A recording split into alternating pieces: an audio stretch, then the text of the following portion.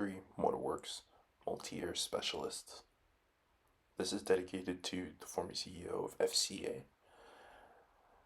He would slap the shit out of you if you said it wasn't a race car. I'm Fernando Vernum, CEO of PFTheory. And a few years ago, I set a dream so big that I had to turn into a different person in order to achieve it. The dream was to create an SRT4 Dart. Without a turbocharger, there wasn't really much that I could do. So I sat down, watched a lot of Boosted Boys, and came up with a plan. We settled on the Jeep Renegade. It had a G&K transaxle that sent power to a rear differential. The first hurdle was to get that rear differential into the Dart. The issue with the rear diff is that it was going to require getting rid of the gas tank. Thankfully, Radium and FuelSafe offer options that were good for placing them in the trunk, which freed up the area around where the gas tank was.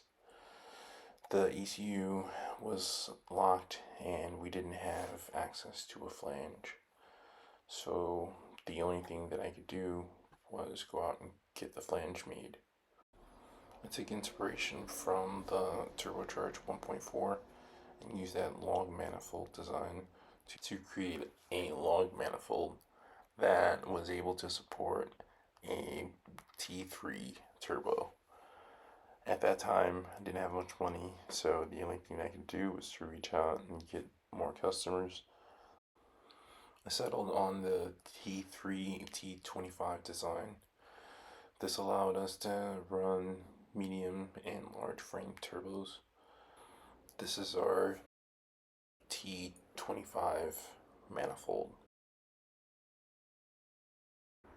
The next step was to figure out what the weak points were on the engine before they became an issue. We pulled the block and examined the pistons and rods, and sure enough, there was no bearing material and the ring lands were blown. So we reached out to Trom and started developing a set of pistons for the 2.0 and 2.4. The biggest issue was the ECU being locked, but we weren't going to let that hold us back. In order to handle the power, we were going to have to get bigger injectors, better brakes, and make changes to the suspension. With the suspension taken care of, we focused our efforts on developing the turbo kit. We wanted to make the most use out of the space while generating the most dense air and delivering a product that was easy to maintain and had parts that were modular and easy to replace.